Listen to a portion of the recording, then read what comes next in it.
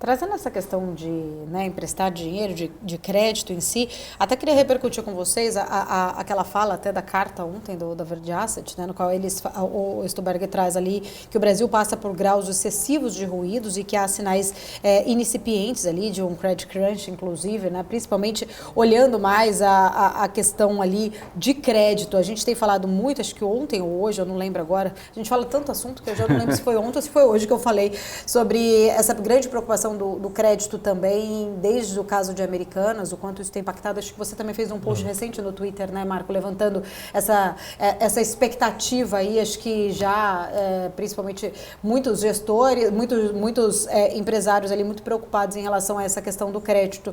Queria trazer um pouco da opinião também, entender um pouco da opinião de vocês, se vocês acreditam, que essa carta, principalmente aqui do Verde Asset, como que vocês interpretam, se realmente o Brasil tem passado por esses graus excessivos aí de ruídos?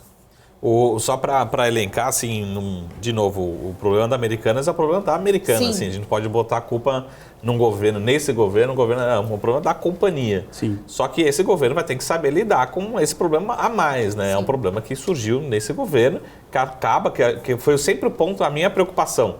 Por exemplo, o investidor de ações. O investidor de ações, ele sabe o risco, deveria saber o risco que ele está correndo e entende. perdi 30%, 40%, todo mundo vai ficar triste, mas você está investindo num ativo de risco, você entende do seu risco. E a ação se desvalorizou, foi impactada, né? Outros fundos de crédito, também você teoricamente entende do risco que está correndo, você deve ser incorporado. Agora, minha preocupação é justamente isso na cadeia, e aí, de novo, você tem um custo de capital de um lado, né? Um banco, vamos supor, 13%, 14%. Com uma crise de crédito, você fala assim, por que eu vou emprestar dinheiro? Ou eu vou emprestar dinheiro de duas, uma ou as duas, né? Ou vou ser muito, muito seletivo, que é o que a gente já está vendo, né? Ou eu vou aumentar ainda mais o meu spread. Não é assim, não é que eu vou aumentar meu custo, vou aumentar ainda mais o meu spread.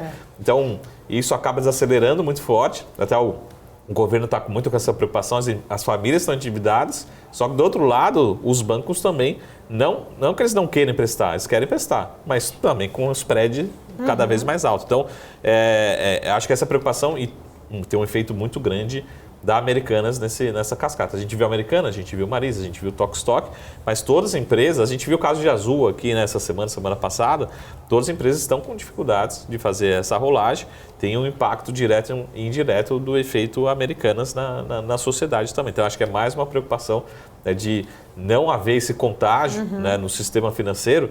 Não acredito que vai ter quebradeira, mas vai ter muita dificuldade. Tem muita empresa que, de vez de estar, vai rolando a dívida e a dívida vai ficando mais cara, né? Tenho 100 milhões aqui, 100 milhões a CDI mais 1, agora eu vou captar CDI mais 2, enfim, está ficando mais caro. E isso vai realmente diminuindo o estímulo na economia. Então, por isso que acho que o grande efeito maléfico é que as revisões de crescimento de PIB estão sendo feitas para baixo, né? E, consequentemente, para o governo é ruim porque a arrecadação é menor, né? Perde atração, né? A atividade perde atração, por outro lado, o juros está subindo, né? Eu acho que a grande vantagem, assim, o grande lado positivo do governo anterior, que conseguiu por vários motivos, mas um deles também foi beneficiado, tomou medidas para acelerar o crescimento, mas também foi beneficiado com arrecadação maior por conta desse crescimento, né? Sim, com certeza. Olha, eu entendo que ainda não parece ser um risco de sistema, assim, um risco sistêmico no mercado de crédito, pelo que a gente conversa, pelo que a gente escuta. Teve o Verde, mas teve também a BR Partners dando entrevista relevante. A gente conversa bastante na RB com os fundos de crédito que a gente disponibiliza. Eles ainda não enxergam que está disseminado, que é tão arriscado assim, até porque a gente teve uma crise de crédito recentemente, né, pensando nos últimos anos, então as empresas estão mais atentas a isso. Você pega nos releases, nos calls de resultado agora do quarto trimestre, todo mundo falando de como está seu endividamento, se conseguiu prolongar, como está a alavancagem da empresa, se está alta, se conseguiu baixar. O pessoal está preocupado e está atento a isso. Eu entendo que a gente teve casos pontuais com níveis altos. Se fosse só a Marisa, a gente não estaria falando disso. Só que a Americanas veio numa proporção muito grande, né? Se a Gol e a Azul tivessem também tido problema em enrolar suas dívidas, aí a gente estaria mais uma vez. Tanto que os bancos reagiram bem a isso logo depois que serem divulgados que eles conseguiram rolar. Então, esse é o primeiro ponto, que a gente não parece ainda estar numa crise de crédito disseminado. O segundo ponto é que parece que já está mudando a cabeça do mercado financeiro em apoiar totalmente o Banco Central a manter sua taxa de juros elevada. Isso é bem importante, porque por mais que o Banco Central ele tem essa independência, ele olha a curva de juros, ele veja a curva de juros elevada. Ele não é alheio também ao que está acontecendo na economia brasileira. Ele vai sentir a pressão, todo mundo está começando a externalizar isso via artigos, já meio que o mercado aceitando que se o Banco Central começar a cortar juros em breve, é necessário, é interessante. Acho que se você conseguir casar bem com uma mudança de meta de inflação para 2024 em diante, vai ser factível. Acho que vai ser uma narrativa construída da seguinte maneira.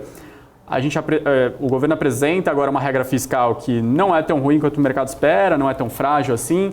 Em seguida, se vota a reforma tributária na Câmara dos Deputados e aí você começa a criar um bem-estar maior sobre a economia no governo Lula, no novo governo Lula. É claro que os ruídos, para juntar tudo, o que eu acho sobre os ruídos do governo, a queda de braço com o Banco Central? Quando o Lula foi presidente nos 2 últimos mandatos, a internet estava engatinhando aqui, né? Eu entendo que não era tão fácil disseminar a informação quanto é hoje. Então, acho que o Paulo Machado, o gestor que a gente até trabalhou junto, ele coloca muito bem que antigamente você precisava bater o que o Lula falava no sindicato com o que ele falava na reunião de empresários. Em uma semana você pegava, gravava o que ele falava. Hoje não, se o Lula está no sindicato, tem alguém com o celular que já está filmando, já está espalhando. Então, ele talvez não tenha se adaptado tão bem à nova realidade. Porque quando semana passada ele critica... O discurso tem que ser o mesmo, né? Não dá. Antes ele separava esses discursos e agora não dá muito bem para fazer isso porque a internet passa, né? E ele não se adaptou tão bem. E quando ele fala semana passada muito em cima da Petrobras, do Banco Central, a gente já está no dia 8 de março, o Bruno Serra acabou dia 30. Se ele tivesse tão revoltado com o Banco Central, ele já tem quantos dias aí para ter feito a substituição na marra, assim? Não fez. Então, me parece que talvez o mercado, obviamente, fica incomodado quando ele critica o Banco Central, mas na prática mesmo, as ações não foram colocadas, né?